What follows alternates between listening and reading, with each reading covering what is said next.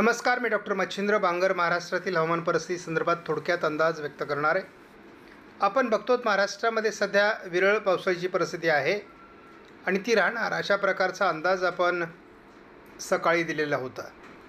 सध्या आपण महाराष्ट्रामध्ये बघतो धुळे, नाशिकच्या काही भागामध्ये, अहमदनगरच्या दक्षिणी भाग, पुणे पूर्व, सातारा पूर्व भागात आज सध्या पावसाळी वातावरण आहे. त्यामुळे महाराष्ट्रात आज हलक्या स्वरूपात पावसाचं वातावरण तयार झालं आहे. मात्र हे पावसाळी वातावरण थोडं वाढण्याची शक्यता रात्री आहे. संध्याकाळचा व्हिडिओ आपण 3 दिवसाचा किंवा 48 तासाचा घेत असतो.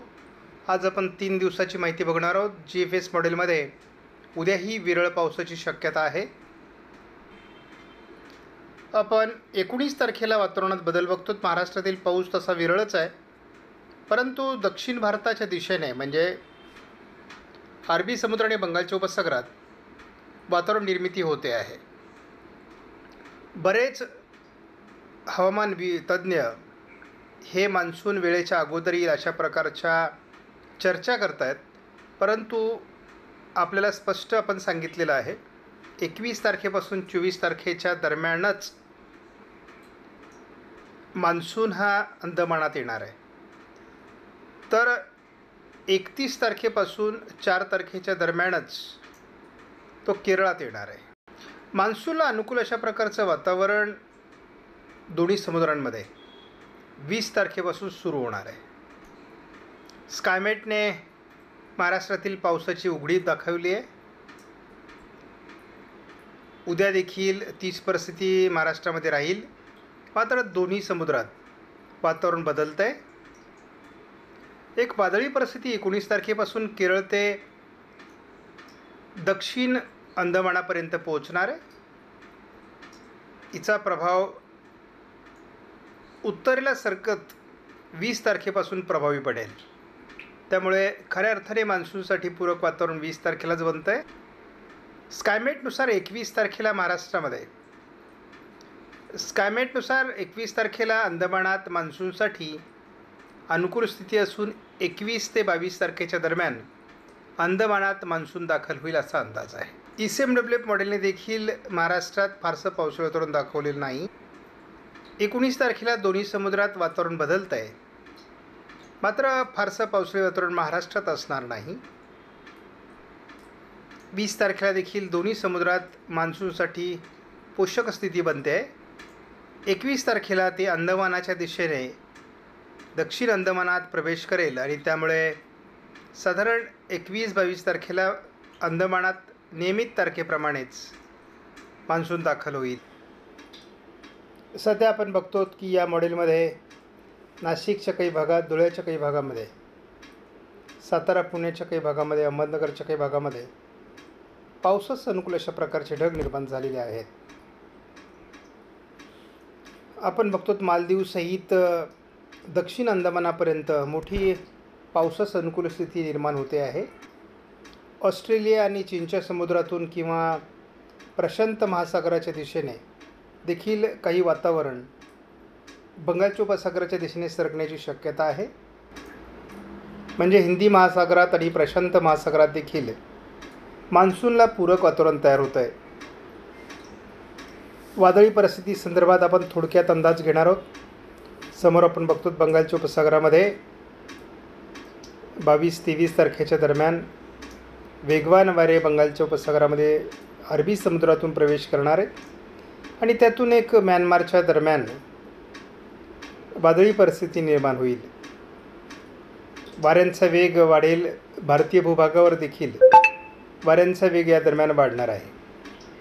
म्हणजे वातावरण बदलेल. हे मान्सूनला पूरक अशा प्रकारचं वातावरण आहे, परंतु भारताच्या विरुद्ध दिशेने हे संपूर्ण वातावरण सरकत असल्यामुळे मान्सूनला पुढे सरकण्यास थोड्या मर्यादा येऊ शकतात.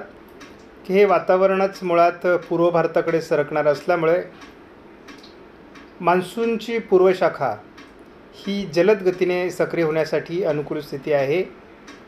त्यामुळे अंदमानातून मान्सूनचा पुढचा प्रवास जर चक्रीवादळ पूर्व भारताकडे सरकलं तर गतिमान पद्धतीने होऊ शकतो.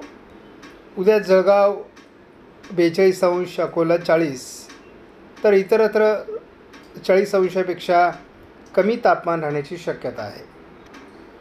21 तारखेचा जळगावचा 47° तापमानाचा अंदाज मात्र अजून कायम आहे.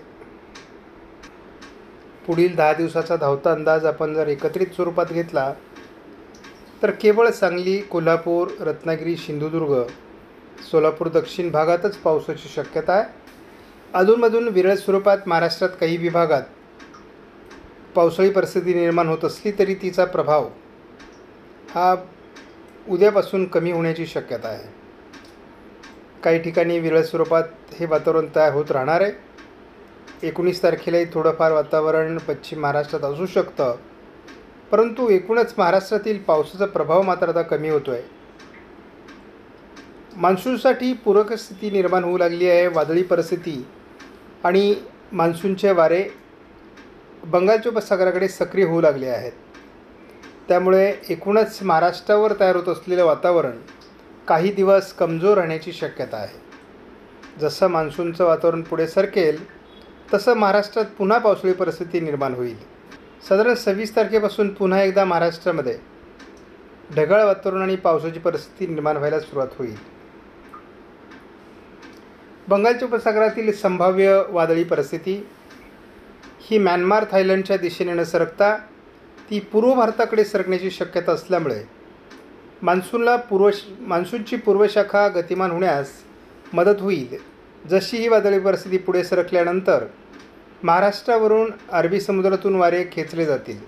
त्यामुळे महाराष्ट्रात पावसाळी परिस्थिती देखील निर्माण होऊ शकते आणि त्याच दरम्यान अरबी समुद्रातील मान्सूनचं वातावरण देखील पुढे सरकेल.